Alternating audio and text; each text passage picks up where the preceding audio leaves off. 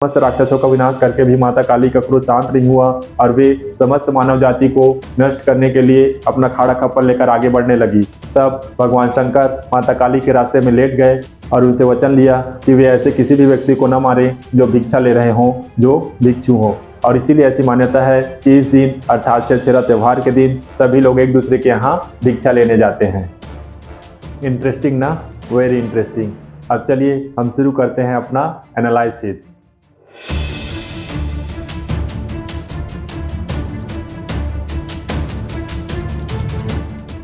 तो dear friends, यदि मैं एक सभ्य, एक पढ़े लिखे, एक समझदार, एक वैज्ञानिक दृष्टिकोण रखने वाले व्यक्ति के रूप में इस पूरे छेरछेरा त्योहार के प्रक्रम को देखूं, तो मेरे दिमाग में जो पहला ख्याल आता है वो ये पता चल रहा है यार कि ये नादानी है, मूर्खता है।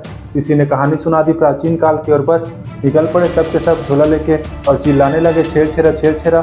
अरे भाई, पहले यह तो पता कर लो कि वह कहानी सही है भी या नहीं, और यदि सच है भी तो तुम्हें अभी के टाइम में डरने की क्या आवश्यकता है। भले ही माता काली निकली रही होगी प्राचीन काल में कभी अपना खाड़ा खप्पर लेकर लोगों को मारने के लिए, मगर उस बात को लेकर वर्तमान में अभी तक डरने की भला क्या आवश्यकता है। क्या कहा? यादें मनाते हैं? अरे यार तो जाओ ना, बढ़िया हंसो, खेलो, गाओ, मिलो, बात करो। भिक्षा मांगने की क्या जरूरत है? ऐसे में पश्चिमी सभ्यता वाले लोग हम पर हंसेंगे नहीं तो क्या करेंगे? रूढ़िवादिता नहीं है, अंधविश्वास नहीं है तो आखिर ये क्या है? समरसता का, एकता का, आपसी मेल मिलाप का त्यौहार है तो इसे उसी रूप में मनाओ ना। भिक्षा मांगने की प्रवृत्ति को बढ़ावा देने की क्या आवश्यकता है? आखिर हम क्या सिखाना चाहते हैं लोगों को? क्या शिक्षा देना चाहते हैं हम अपने भावी पीढ़ी को? क्या हम यह दिखाना चाहते हैं कि हमारी भारतीय संस्कृति इसलिए महान है क्योंकि हम एक दूसरे से भिक्षा लेते हैं और एक दूसरे को भिक्षा देते हैं? और ये क्या तरीका है भाई? क्या देना है, क्या लेना है, यह कैसे पता चलेगा? कोई धान दे रहा है, कोई चावल दे रहा है, कोई रुपया, पैसा, चॉकलेट, बिस्कुट और न जाने क्या क्या। ठीक है, समय के साथ परिवर्तन होना चाहिए, मानता हूँ, परंतु वह परिवर्तन किस दिशा में हो रहा है, सही है कि गलत है, यह भी तो पता होना चाहिए ना। और भिक्षा कितनी देना चाहिए? एक मुट्ठी, दो मुट्ठी, कितना? कोई एक काठा दे रहा है, कोई एक टुकड़ा दे रहा है, ये क्या तरीका है? कोई अपने लोगों को ज़्यादा दे रहा है तो कुछ लोग अनजान या दूसरे लोगों को देना तक नहीं चाह रहे हैं। इस एकता के, इस समरसता के त्यौहार के हिसाब से क्या इस प्रकार का भेदभाव किया जाना उचित है? और ऐसे में छेरछेरा मांगने जाना कहाँ है, यह कैसे पता चलेगा? लोगों को अपने ही मोहल्ले में छेरछेरा लेना चाहिए या अपने गाँव में या आसपास के गाँव में, यह कैसे तय किया जा सकेगा? और कुछ लोग तो हद ही कर रहे हैं, छेरछेरा के नाम पर स्कैनर से छेरछेरा मांग रहे हैं। अभी इन नमूनों को कौन समझाएगा कि छेरछेरा अन्नदान लेने और देने का त्यौहार है, न कि रुपया पैसा। उन लोगों के खुरापाती दिमाग में आइडिया इसलिए आता होगा कि छेरछेरा में मिले अधिकांश चीजों को जब बेचकर पार्टी ही करना है तो क्यों न सीधे लोगों से पैसा मांग कर ही पार्टी कर लिया जाए। क्या यह पार्टी करने का त्यौहार है? क्या पुराने समय के लोग घर घर जाकर छेरछेरा मांग कर उसे बेचकर पार्टी करते रहेंगे? मुझे नहीं लगता कि यह सही है। और जितना छेरछेरा मांग कर लोग कमाते हैं उससे ज़्यादा तो वे खुद ही लुटा देते हैं, तो फिर मतलब ही क्या हुआ छेरछेरा लेने का? इससे अच्छा तुम अपने ही पैसे से खुद ही अपने ही घर में पार्टी क्यों नहीं कर लेते? अजीब भोलापंती है। दूसरे के अनाज को तुम लोग बेच रहे हो, तुम्हारे अनाज को कोई और बेच रहे हैं, सब एक दूसरे के धान चावल को बेच रहे हैं। क्या इसी से खुशहाली आएगी, इसी से समृद्धि आएगी? मुझे तो एक मजेदार प्राचीन कहानी से ज्यादा कुछ लग नहीं रहा है। भाई तू अपना देख ले, यदि मैं अपना भड़ास निकालूंगा तो कुछ भेड़ चाल वाले लोग मुझ पर ही भड़कने लगेंगे। डियर फ्रेंड्स, इस पूरे छेरछेरा त्योहार को एक क्रिटिसाइजर के रूप में, एक आलोचक के रूप में देखने पर मेरे दिमाग में जो पहली बात आती है, जो पहला सवाल आता है वो ये कि इस पूरे छेरछेरा त्योहार के माध्यम से हम लोगों को क्या देना चाहते हैं? हम हमारे भावी पीढ़ी को, हमारे नेक्स्ट जनरेशन को क्या सिखाना चाहते हैं? भावी पीढ़ी को, न्यू जनरेशन को क्या मिलेगा इस त्यौहार को अपनाने से, जिसके लिए वे इस त्यौहार को जीवन भर मनाने के लिए तैयार हों, जिसके लिए वे हमारे भारतीय संस्कृति के प्रति आकर्षित हों? आपको मेरा ऐसा प्रश्न उठाना या मेरा ऐसा दृष्टिकोण शायद एक तरफा लग सकता है, इसलिए चलिए हम पहले छेरछेरा त्योहार के प्लस पॉइंट की बात कर लेते हैं। डियर फ्रेंड्स, यदि हम छेरछेरा त्योहार के प्लस पॉइंट्स की बात करें, उसकी खूबियों की, उसकी विशेषताओं की बात करें, तो पहला यही कहूँगा कि नो डाउट कि इस त्यौहार को मनाने से लोग एक दूसरे से मिलते हैं और इससे लोगों के बीच एकता बढ़ती है, भाईचारा बढ़ती है। दूसरा, इस त्यौहार से संबंधित प्लस पॉइंट यह गिनाया जा सकता है कि इस त्यौहार से संबंधित जो कहानियाँ हैं काफ़ी इंटरेस्टिंग है और बहुत ही मज़ेदार हैं। तीसरा, मैं यह भी स्वीकार कर सकता हूँ कि यह हमारे भारतीय संस्कृति की, हमारे भारतीय सभ्यता का, हमारे रीति रिवाज और परंपरा का एक महत्वपूर्ण हिस्सा है। और इन सभी प्लस पॉइंट्स के लिए शायद मैं यह स्वीकार भी कर लेता कि यह छेरछेरा त्यौहार हमारे भारतीय संस्कृति के विश्व गुरु होने की पुष्टि करती है।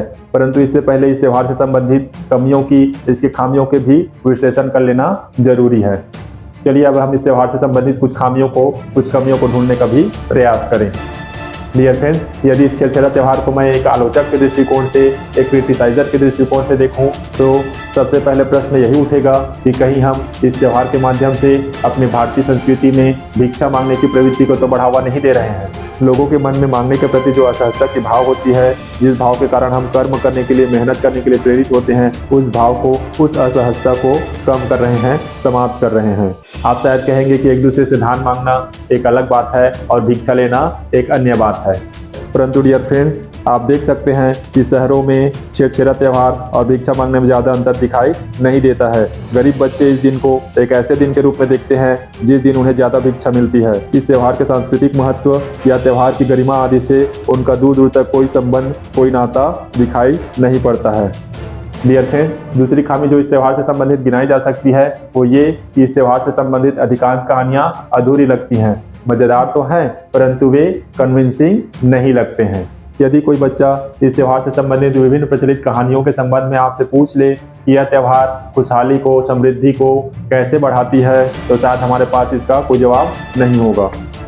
तीसरी जो इस त्यौहार से संबंधित खामियां गिनाई जा सकती है वो ये कि इस त्यौहार में समय के साथ, वर्तमान आधुनिक परिस्थितियों के साथ जो बदलाव आ रहे हैं, तो उसके संबंध में कोई दिशा निर्देश उपलब्ध नहीं है कि ये बदलाव सही दिशा में हो रहे हैं या गलत दिशा में। जैसे कि छेरछेरा त्यौहार में जब भिक्षा लेने जाते हैं तो धान के बदले क्या चावल दिया जा सकता है, लिया जा सकता है।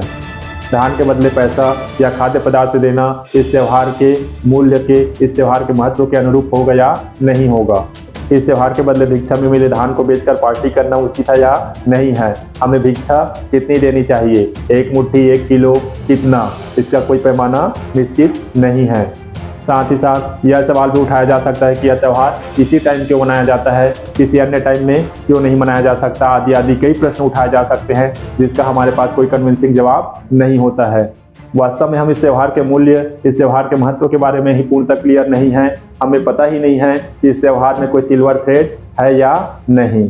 इस त्यौहार से संबंधित चौथी जो खामी गिनाई जा सकती है वो ये कि यह त्यौहार कहीं ना कहीं हमारे भारतीय संस्कृति के प्रति पश्चिमी देशों के दृष्टिकोण की पुष्टि करती है कि कैसे हम भारतीय आज भी प्राचीन काल के किस्सों कहानियों को सच मानकर उन्हें रूढ़िवादियों की तरह अपनाते हैं।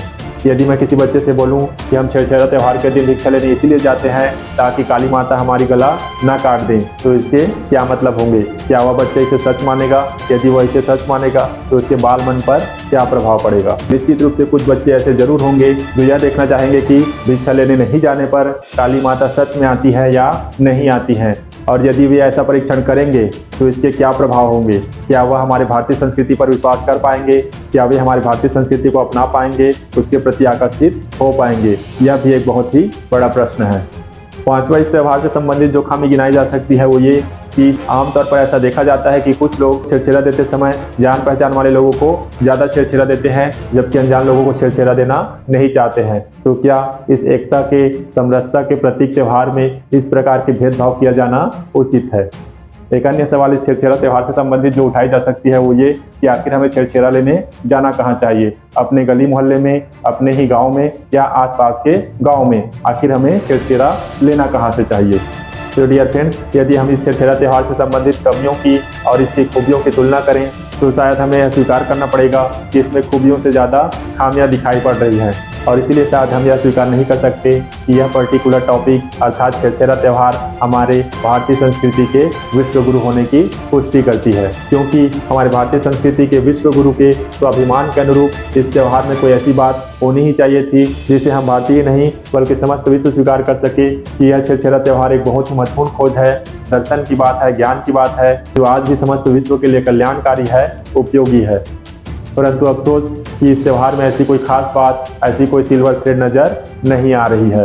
आपकी क्या राय है? क्या छेरछेरा त्यौहार के संदर्भ में यह माना जा सकता है कि यह हमारे भारतीय संस्कृति के विश्व गुरु होने की पुष्टि करती है? अपना राय कमेंट में जरूर बताइएगा। मिलते हैं नेक्स्ट वीडियो में, तब तक के लिए बाय।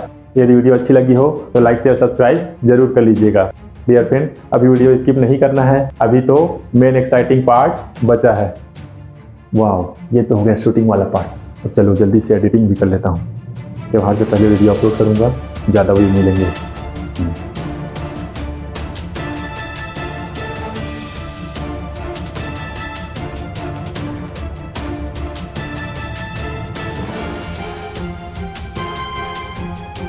इस त्यौहार के एनालिसिस के अनुसार इसमें खूबियों से ज़्यादा खामियां नज़र आ रही है, परंतु पता नहीं क्यों मेरा दिल नहीं मान रहा है।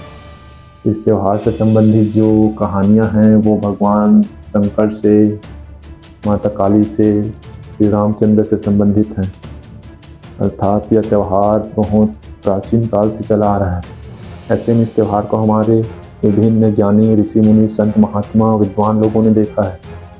यदि इस त्यौहार में प्राचीन काल में भी इतनी ज़्यादा खामियां रही होंगी तो वे इसका विरोध अवश्य करते, या कम से कम उन खामियों को सुधार अवश्य देते। जरूर कुछ न कुछ बात है जो मिसिंग लग रहा है, परंतु क्या मिसिंग है, क्या महत्वपूर्ण बात हो सकता है इसमें? कुछ न कुछ तो खास बात अवश्य होगी जो हमारे प्राचीन काल के ऋषि मुनियों ने, संत महात्माओं ने, विद्वानों ने इसे हम तक पहुंचाने में मदद की है। पीढ़ी दर पीढ़ी इसको आगे बढ़ाया है। अगर इसमें कोई खास बात नहीं होती तो निश्चित रूप से आगे नहीं बढ़ पाता, या जैसा आज के रूप में है वैसा नहीं रहता, कुछ और रहता। क्या खास बात हो सकती है? काश पिछली बार की तरह HM सर इस बार भी थोड़ी मदद कर देते और इस प्रश्न का भी कोई कन्विंसिंग आंसर दे देते। एक काम करता हूँ, HM सर को बुला के देखता हूँ। HM सर आप कहाँ हैं? HM सर आप कहाँ हैं? मुझे आपसे कुछ बात करनी है, कृपया सामने आइए प्लीज़। मैं अभी क्या फालतू काम कर रहा हूँ यार। सपना कभी सच थोड़ी ना होता है, वो तो सपना था। हाँ, एक बात याद आया। HM सर ने मुझे कहा था कि मैं उन्हें इसलिए देख पाता हूँ क्योंकि मैं ध्यान करता हूँ, ध्यान करके देखता हूँ।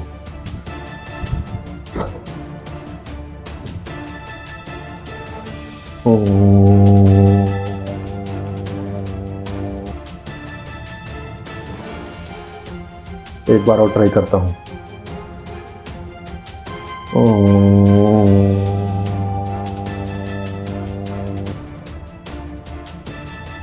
क्या यार, मैं भी क्या टाइम वेस्ट कर रहा हूँ। जल्दी से एडिटिंग करता हूँ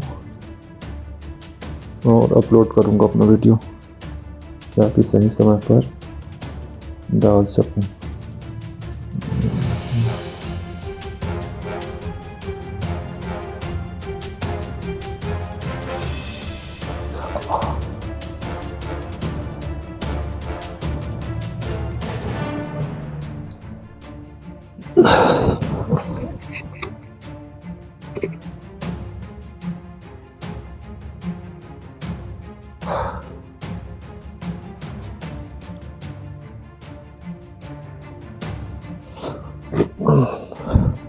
कैसे भी करके इसको पूरा एडिट करना है यार। नींद भी आने लगा है जमा यार।